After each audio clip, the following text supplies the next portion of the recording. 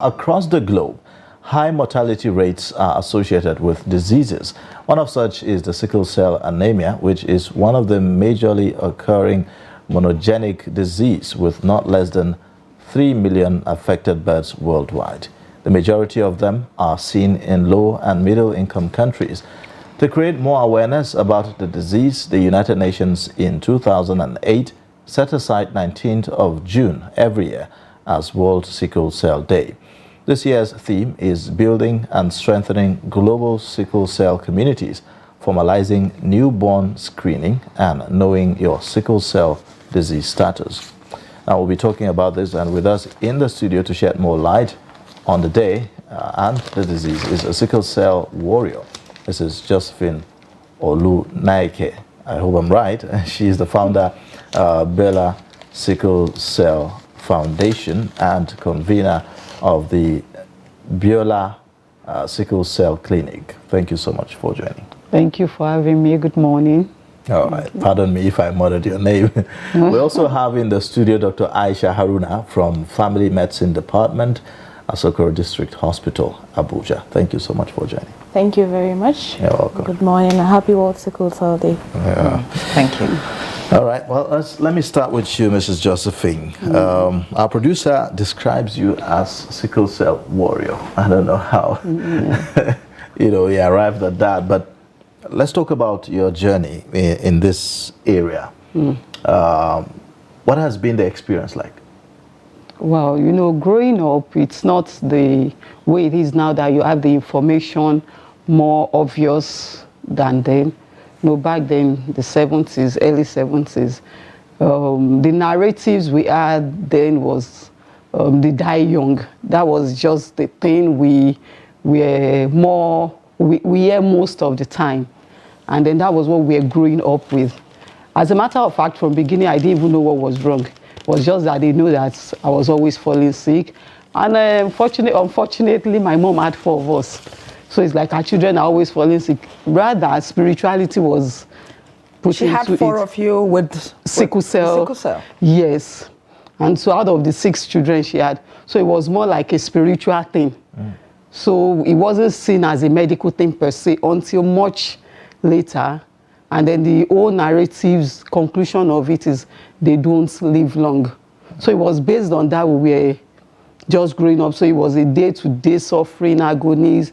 And my mom, most time, always in and out of the hospital. You can imagine 4 warriors. So this one is there, that one is at home. This one, 2 of us are there. She's running. So it's just that circle of pain, agony, and the stigmatization was there. Especially for me. In fact, I think for 3 of us out of the 4 of us then, we had this leg ulcer. So from that age, I was always with bandage on my leg. So in fact, some people don't even know my name in school, but they know that. I can imagine. So you can imagine what it was then, and we didn't even know it was leg ulcer.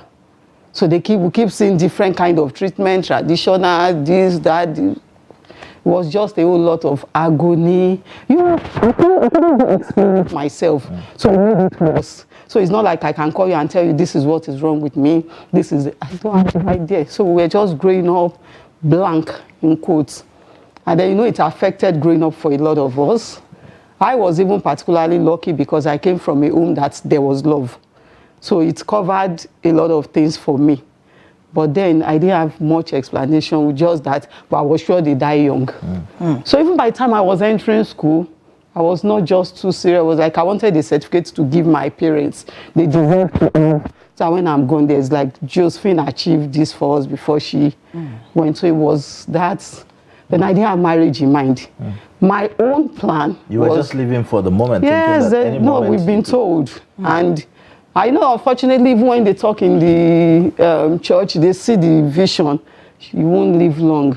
Then medically, you won't live long. Family tradition, you won't live long. There's actually the vision as well. Yes.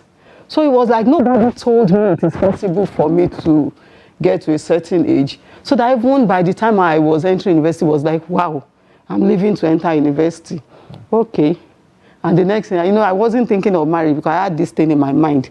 I will not have children for somebody to maltreat when I'm gone. So my own vision settled in my mind and was determined to have it that way is to just get somebody, an elderly man that is a widow, that does not need children, but you need a wife that will just, you know, new wife. Yeah, say companion or something. Yes, companionship. So I had settled it. So even when you are talking, they are debating, my own is settled. They gave me more comfort. All right, Ms. Josephine, before you continue with your story, Doctor, Nigeria, according to statistics, has the highest birth prevalence of children with sickle cell disease, about 150,000 yearly. Yes, why is Nigeria in that position? Well, let me start by saying, as Nigerians, particularly Africans, we dwell a lot of spirituality. So that is one of the major barriers to diagnosing sickle cell in Nigeria. Because I'm from the north. Most of them will tell you that, okay, even if I have the carrier gene, it's just a 25% chance. And there's a way God works. He'll give me the healthy one. So most of them, they don't do the screening, even if you inform them about it. There's also the love aspect, and then half knowledge, like our people say, is worse than full knowledge, because most of them, it's not all the children. I know somebody that had a career and married a career and they have healthy children. So that's one of the barriers. Then there's the spiritual aspect, and then there is most of them. Nigeria also has the highest number of people who don't go to school, one of the African countries. We have the highest number of poverty. So most of them, they are living below the WHO poverty line. They are looking for money to feed their families, and then you tell them, oh, come and screen. They'll be like, oh, really? So I have to screen before I get married. You just finished complaining about the cost of marriage in Nigeria. So well, it's actually getting cheaper in some areas. So it's getting cheaper. So maybe they will be able to afford. Nowadays, churches and mosques mandate marital screening. So that has been like a plus in reducing the prevalence and incidence of the disease. But those are some of the reasons. We have the highest number, and it keeps growing. And then when you meet warriors like Mrs. Josephine, you find out that because they have lived the experience firsthand, they don't even want to have children because they don't want to put a child through the whole experience over again. But for people who don't know, as she said earlier, they just have the belief they die young, they die young. They just get married and keep trying, and eventually they put the spiritual aspect, oh, God is going to give us the one that will stay. So it's really a vicious cycle in Nigeria. How informed do you think people are really, Mrs. Josephine, about this? You started off telling us the story of how, you know, due to lack of information and awareness, you know, it put you in a very difficult situation, or in a very difficult place where you didn't see yourself, you know, being a warrior or being where you are today. So generally, if you look at it now, how much have we done in terms of creating that awareness? Well, I would say compared to where I started from, like I told you, it's a lot better. It's much more better, although we've not gotten there. We are still on that path. But then a lot has evolved in terms of information. Many knows about genotype, even though some are already in the, let me put trouble in quotes already. But the awareness is being made louder, or it could get louder than where we are. And then the painful truth of it is that we have remote areas that this thing has not gotten to. It has not, the talk of genotype has actually not gotten there, because whether we believe it or not, this TV, radio are still not getting to some places. Many are still not on social media because of the kind of foods, especially when you enter into the rural settings. But so far, compared to where we started from, it is much better. And then, like a doctor said, even when you talk to some people about genotype, some are not ready to use their money to do that, especially in that settings. Then secondly, even when some know, over time I run a sickle cell foundation clinic. So you see some telling you that my God will do it for me. I've made a covenant with my God that I will not have a sickle cell. I reject it. You understand those kind of things. There are still some things, so that even when they know it, this thing is still there. And then some will tell you when we get to the river, we'll cross it. They still enter into the marriage, even educated ones. So it's just, I think more still needs to be done, even though a lot is being done already. But we still say more needs to be done. The voice still needs to keep going on and on until... Doctor, is there no other way of living with this? Because obviously, people are not going to stop getting married because their genotype does not match. I mean, let's be frank. People are not going to stop it because people will feel, oh, well, there's a way around it. We will get by, somehow. And especially, when the issue of love comes into the issue, you've gone far in your relationship, you think you can't live without this person and the rest of them and all that. So when you put this together, is there no way around it? If people eventually decided that, look, we're going to get married anyways, how do they deal with it afterwards? Actually, let's start from the way the disease is transmitted in the first place. If you have a career spouse, the wife is a career and the husband is a career. With each pregnancy, they have a 25% chance of getting a sickle cell child, a normal child, and a 50% chance of a carrier. So, based on that probability indices, most people tend to say, okay, yes, I love the person and I want to go ahead with it. Recently, going ahead with it, as Madam Josephine had said, there are various innovations, hematopoietic stem cell transplants. Sickle cell, living with sickle cell has actually gone very far. But now that's where the finances come into play. It's investing. It's a financial drain on the parents. It's all talk, it looks good, I love you, I love you, I love you, and then finally they have a sickle cell child. After the first 6 months, the baby is fine, you've done everything. Because of the high level of fetal hemoglobins, they usually don't manifest in the first 6 months. Till after 6 months, the clinical features, hand and foot, they begin to have crises, and then day in, day out, you're in the hospital. With time, the love fades, actually. But doctor, you said that the woman has a 25% yes. a chance of having the child. Yes. That's a lot of hope. That means I have 75% chance of not having a child with it. So isn't that one of the reasons why people are going ahead? That's one of the reasons. But does that work? Okay, on paper they have 25%, yes, but it appears as if that doesn't work, right? It does, because within the clinic, we have almost 150 sickle cell warriors in the clinic. And there are some that both... the couples are AS.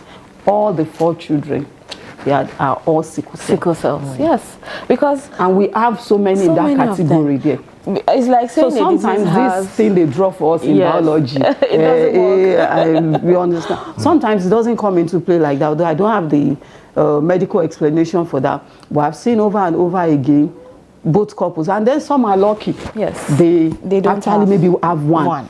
In the whole 4. So it's just a risk that I just don't fancy. Maybe because of where I am coming from. Sincerely speaking, I've gone through so much pains that I don't buy such things. Sincerely speaking, I've lost 2 siblings. You understand? When you sit down, you see your brother just going through this pain, is really, and you are treating, but nothing is working. And you're just sitting and you're just looking. As a matter of fact, at a point in time, we didn't even understand what was going wrong with him. At the time, we were getting angry. Treating you, the doctor is coming, everybody's giving you pain relief. And then,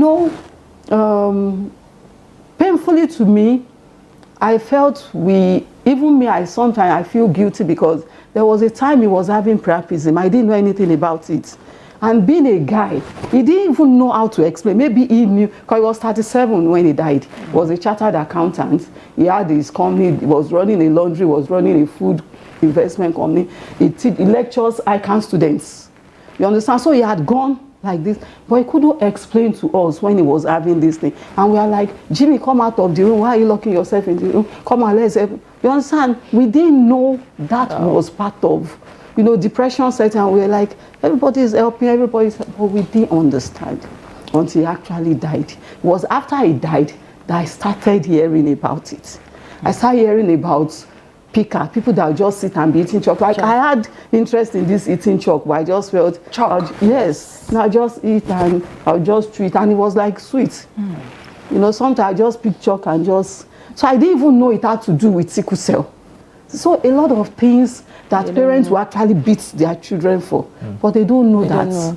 For me, I didn't know. Well, of course, I was growing up. I could hide it. I could, you understand? Maybe I was smart with it in quotes. But you know, when you say the chances of one, I just don't buy. You know, all even those if the stories. chances But how are did you, 1%. Mrs. Josephine, how did you eventually overcome some of your fears and plan out your life, you know, instead of living minute by minute?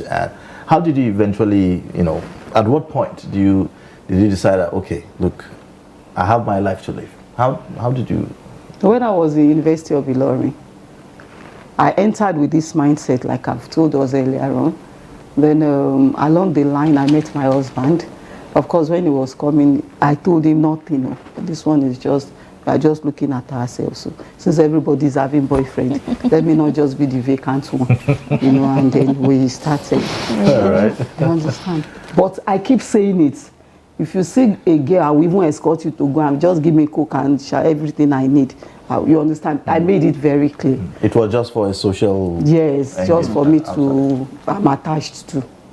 Do you understand? But at a point in time, I think I was in Lagos, and somebody just took me to somewhere in Bode Thomas, and we were discussing with this woman. The woman said, "Do you know why I brought you here?" I said, "No." She said, "This woman is a sickle cell warrior." She was 62, 63 around that time.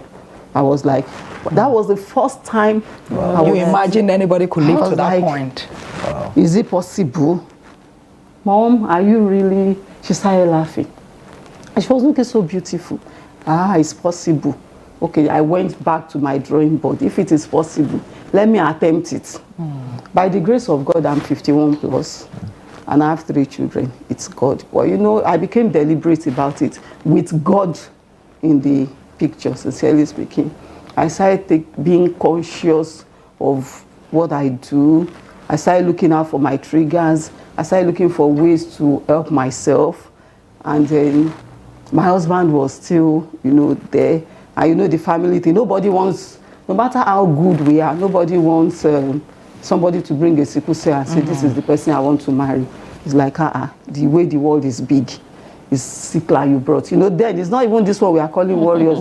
We just tell you straight, it's Sickle. And you know, different friends, people we are calling in. Even when we are all general friends, but you still see them calling him aside. Boy, are you well? Are you really taking this thing serious?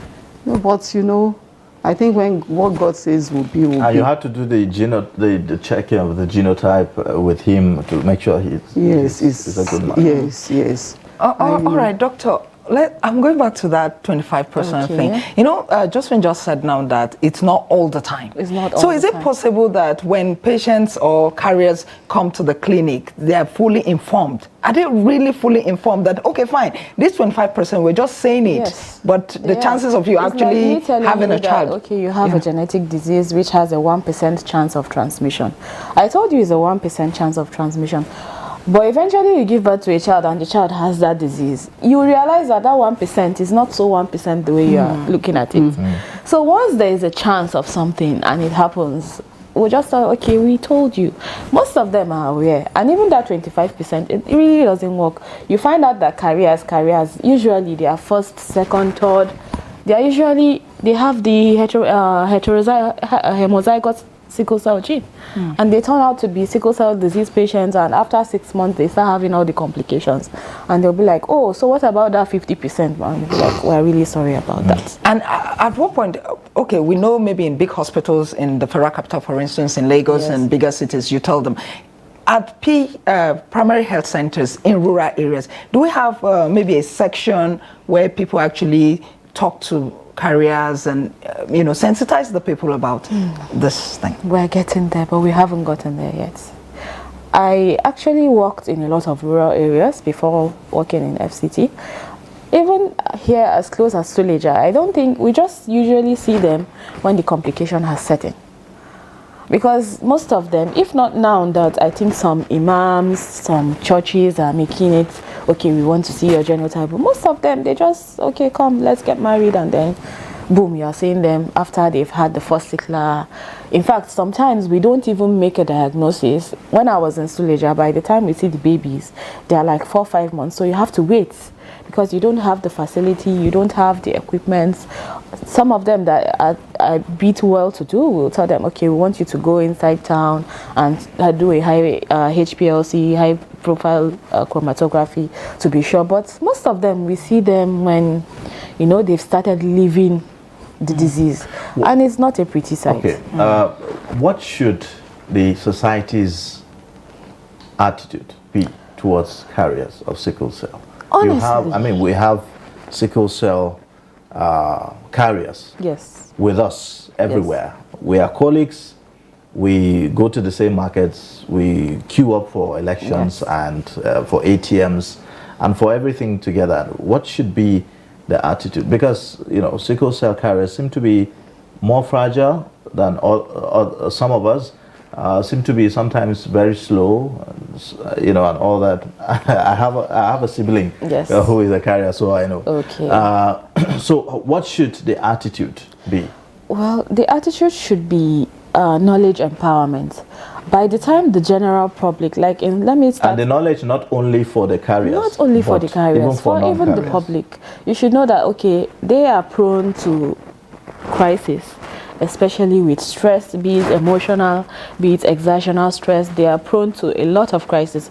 So you don't treat them the way you treat the average person. I'm sure if you are working with a colleague and he calls you after every 2 weeks, and at a point you'll be like, this guy is scamming me, calls me all the time that he's sick. But if you have a colleague that is a sickle cell disease patient, you have to cut him some slack, because even if the will is there, the physical strength is not there. Most of them, by the time they have the disease, they know they are carriers, they usually have a short life expectancy. In fact, they are borderline depressed. They don't expect to do much, so they are not even willing.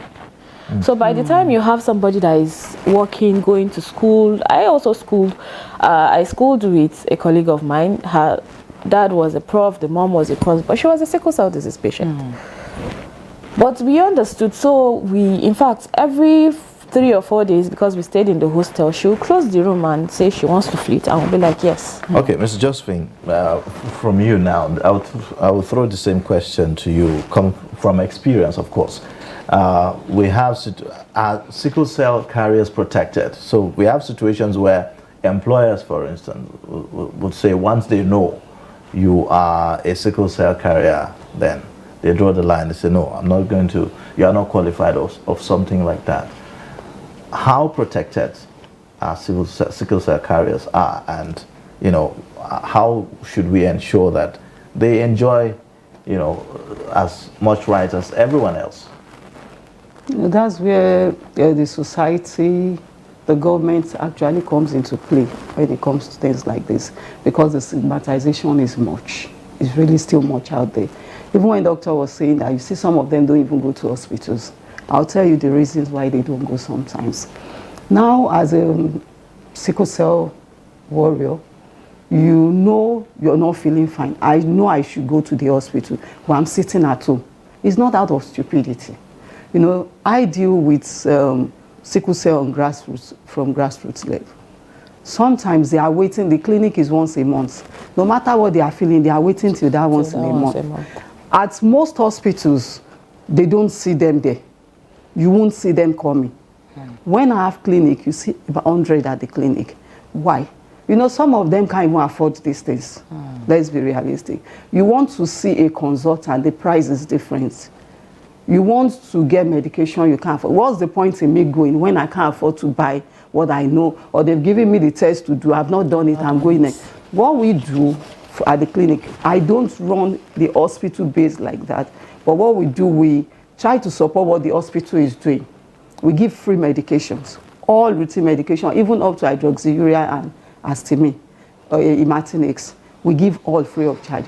So you see them there, even without me. We don't do adverts for clinic, but you see 100. One will call 15 when they are coming there. You see them. So even as big as University of Abuja Teaching Hospital, they still reach out to me for warriors when they need warriors to talk to. Now because, you see, finance is emotional. Sometimes you are at the hospital, you are hearing what you don't even want to hear. I will give you an example. When I had this, my leg ulcer. Leg ulcer is very bad, very painful. I had it for 8 years. And then, you know, the nurse, I go for dressing. And, you know, when they want to clean, scrub, they clean until they see blood. So you can imagine the level of scrubbing. And I'm going 2 days' time for them to scrub to that extent again. Sometimes they are opening it, it's gone back to this whitish color. And they want to scrub to. So there was this particular day, the pain was so much. I had not recovered from the pain of the last one. I just felt, no, let me know. Even if I want to die, let me just die like that. And I didn't go. You know, the nurse went on and on. The leg is this, they will amputate it. These are the things we hear. Now, I would not blame, I'm not somebody that blames every. I take individual. Now, but as she was talking, I was getting upset. This I'm saying is not as if so many years ago, not too long. You know, and there was a doctor in the next room with a nurse, and she came and said, and I got angry, leave the leg, don't even treat it. In fact, with the bandage off, I got up. And you know, at the door, I met another nurse, and she was like, Madam, don't go. I said, I'm going, I'm even tired, I don't want to. Hey, it's the court, it's the court. You understand? But by the time this other nurse with the doctor, if not that we are on air, I was even ready to go. You know, she took her time. I was explaining. I was calm in my spirit. Now my emotions are coming into play now. Yeah. There comes a time you just feel, even if I want to die, God, just take me. God, heal me or take me. You get to that point. Heal me or take me. All right, Josephine, there are lots of innovations now, especially with the bone marrow transplant. At the Lagos State University Teaching Hospital, a facility has been opened, and it says it will be fully functional from this month, actually. Do you see, is that something people with the disease are looking forward to? I would say yes to some extent. Because it's not everybody that can benefit. It's not every warrior that can benefit from it. Why is that? Yeah, because one, bone marrow transplant is an expensive procedure. It's an expensive procedure. It's not. We are not talking about something of 100, 200,000. We are talking about something running into millions. Now, how many of us can actually afford it? The affordability is there. Then, secondly, aside that, the match is another thing. And I think from what I know, it's not even so, I think adult warriors cannot even benefit so much from it. Now we have adult warriors that are all over there. So it's, in as much as it's a welcome innovation, sincerely a welcome innovation, if I can benefit, I'm happy that the generations coming behind are benefiting. That's what it should be. It should get better as we go. So I think it's a very welcome innovation, but enlightenment should come so that they know that even after the bone marrow transplant, it does not mean that you can marry somebody that is AS. That is not always been spoken out aloud. If I have a bone marrow transplant, I must still marry AA. So I cannot go and marry AS. It does not change to that extent. But then it relieves in terms of crisis, it relieves in terms of the agonies, the pains. So it's a welcome advancements. Oh, all right, doctor, there's the issue of cost. In hospitals, I heard that even as much as folic acid, which is something they take a lot, they have to provide it for themselves. Yes, so is there anything in place to see how the cost can, be reduced or, Yes, actually, in government hospitals, the cost of folic acid is subsidized because apart from sickle cell patients who need it, pregnant women need it, a lot of people need it. So it's actually subsidized. It comes at a cost, but it's a very affordable cost that I am sure of. And then we give also paludrin. Paludrin is affordable for them. So, but because of the way the clinics are run, so we try to put them in one place. So I think in Asokoro, keeping Asokoro in mind, they have a hematology clinic, so we see them there. So they give them folic acid, paludrin, and regular appointments. It comes at a cost, but it's very affordable. Okay, well, finally, just by way of rounding up, how do we protect? I'm going back to my earlier question. How do we protect sickle cell carriers in the workplace? Yeah, I think most importantly, we should learn to empathize. We should learn to empathize at workplace. and knowing that even most workplaces don't want them around. That is underlying truth. But where we have them, I think empathy should actually be in place. Know that they have limitations, sincerely speaking, and sometimes they could say, this is what I'm doing tomorrow, but by the time I wake up tomorrow, sometimes it's not the body you think is just there. So there's a lot going on that we actually appeal to workplace, that they should show empathy and then maybe look for a way to make it easier for them. Okay. I worked for 15 years, I was helped. For the benefit of non-carriers, what are some of the triggers so that people can also know? What are some of the triggers for attacks for sickle cell carriers, if you may? Yeah, extreme weather. Extreme weather, if it's too cold or too hot, it could be a trigger for warriors. You know, emotional, especially for the growing ones, the grown adults now. Emotional, depression, you know, financial, all these things come into play. Anything that can give them emotional stress. Yes. You want to avoid it. Yeah. So we encourage warriors drink water as much as possible. And then if the job is...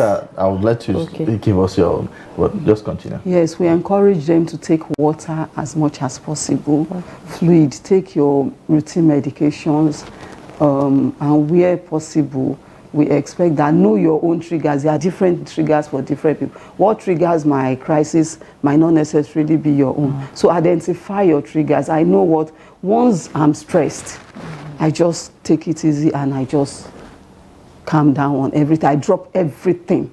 And, you know, so sometimes that could pressure, extreme weathers and all these things are triggers. But know your own trigger, so that you can protect yourself. Doctor. Okay, like she said, infections too.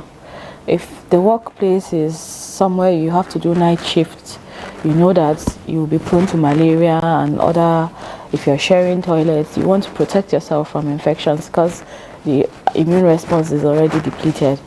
Anything, if the job is emotionally, physically intensive, if he works in a gym or something that lifts heavy equipment and all, you want to let them stay away from that because it will be a trigger to them.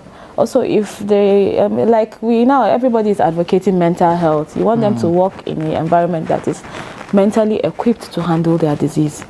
You don't want that, okay, I'm being empathic towards you and then I'm also giving you stress. And I'll say, sorry, I know you have sick. So those are the things you want to avoid. I know that the Senate last in 2021 passed a bill. They call it, it's a bill to protect sickle cell carriers. But I don't know how sufficient that is really in protecting sickle cell carriers.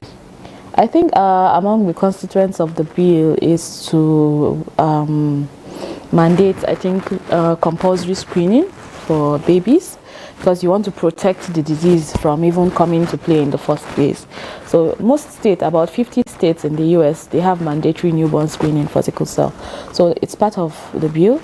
And then also, I think you have to fit the work to the person, not fit the person to the work. You give them jobs that they can handle, that will give them time for their health and time to avoid triggers. It's also part of the bill. So those are the things, but I think it's still, it hasn't gotten fully operational yet. Okay. They're still working on it. All right. Well, thank you so much for joining us, Mrs. Josephine Olunaike, I hope I'm correct, for joining us on this program this morning. And we really appreciate you. And also Dr. Aisha Haruna, thank you for joining us on Daybreak this morning. Thank you for having us.